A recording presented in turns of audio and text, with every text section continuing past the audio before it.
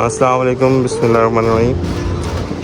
ये हमने 10 किलोवाट का सिस्टम इंस्टॉल किया है। 9.8 किलोवाट की पैनल्स हैं, ये 545 जिनको, और 18 पैनल्स टोटल हमने लगाए हैं, आई सेक्शन और 4 इंच के स्क्वायर पाइप के साथ।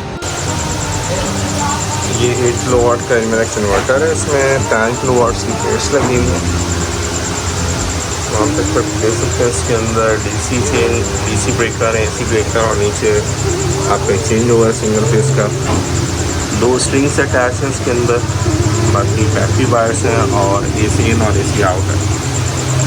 सिंगल फेज IP65 इन्वर्टर है ये।